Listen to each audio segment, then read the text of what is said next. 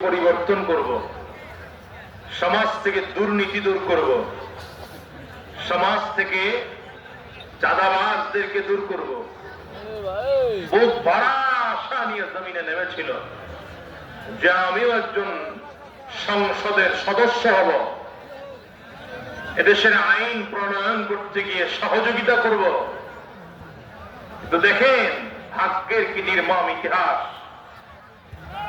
কোন পিশাচ তার এই স্বচ্ছ চলাকে সহ্য করতে পারেনি। ঠিক না বেশি ভাই? মরণ তো লাগবে। এই জন্য নবীজি সাল্লাল্লাহু আলাইহি ওয়াসাল্লাম বলেন, আল কাইয়িসু মান দানা নাফসাহু ওয়া আমিলা লিমা বা'দাল মাউত।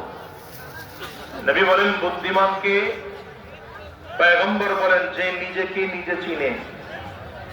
নিজেকে নিজে চিনে মানে আমার পরিচয় কি এটা আগে বোঝা দরকার। আমার একজন আল্লাহ আছেন, আমার একজন রব আছেন, আমার একজন নবী আছেন। বলেন না, কথা বলেন। আমার একজন রবি আছেন, আমার একজন রব আছেন। বলেন আমাদের রবের নাম কি? আঙ্গুল উঁচা করে, চিৎকার করে, আওয়াজ দিয়ে, প্রাণ উজাড় করে, আরো জোরে জবান খুলে, আরো জোরে আওয়াজ করে বলেন আমার একজন রব আছে, আমার একজন নবী আছে।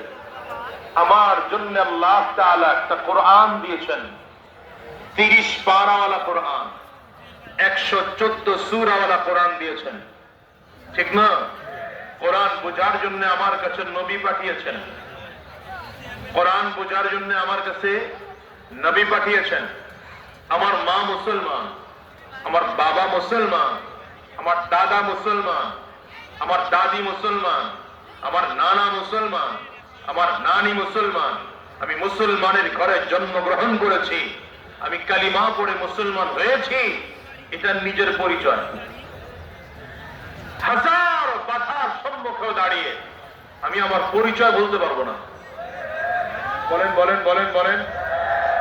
রক্ত চক্ষের কারণে আমি আমার পরিচয় ভুলতে পারবো না, এটা সম্ভব না। কথা বলেন না কেন? কারণ কণ্ঠস্বর উঁচু হয়ে গেল আর আমি আমার পরিচয় ভুলে গেলাম, এটা হতে পারে না। এটা আমার পরিচয়, আমি মুসলমান, আমার ইসলাম আমার সব থেকে আপন। বলেন আমার আল্লাহ আমার সব থেকে আপন, আমার নবী আমার সব থেকে আপন, আমার কোরআন ও সুন্নাহ আমার কাছে সব থেকে আপন। ঠিক না?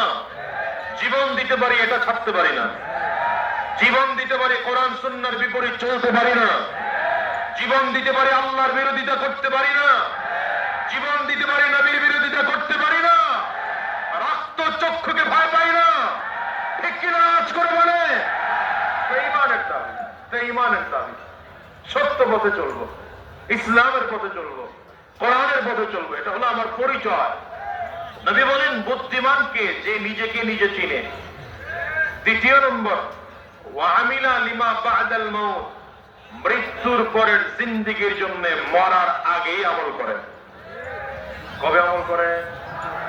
মৃত্যুর পরের জিন্দেগির জন্য মরণের আগেই ভালো আমল করে। এ হলো বুদ্ধিমান। আমাদের তো বুদ্ধিমান মনে করি যার টাকা বেশি আছে, যার সম্পদ বেশি, যার ক্ষমতা বেশি, মনে করে সে অনেক বুদ্ধিমান। না, সে বুদ্ধিমান না। বলেন বুদ্ধিমান কে? যে নিজেকে নিজে চিনে, এক নম্বর, যে নিজেকে নিজে চিনে। দ্বিতীয় নম্বর, মৃত্যুর পরের জিন্দেগির জন্য মরণের আগে ভালো আমল করে। ঠিক না? এই জন্যে নবীজির সাহাবায়ে কেরামদের অবস্থা এমন ছিল যে সাহাবায়ে কেরাম দুনিয়াতে সাদা সিধা চলতেন, কিন্তু আখিরাতে একজন বড় বড় বড় বড় জান্নাতের মেহমান। বাদশাহ হারুন রশিদের নাম শুনেছেন? বাদশাহ হারুন রশিদ রহমতুল্লাহ আলাইহির জামানায় একজন পাগল ছিলেন, মসজুদ টাইপের। বেশিরভাগ সময় কবরস্থানে থাকতো, কবরস্থানেই বসে থাকতো। বাদশাহ হারুন রশিদ একবার কবরস্থানের পাশে রাস্তা দিয়ে হেঁটে যায়,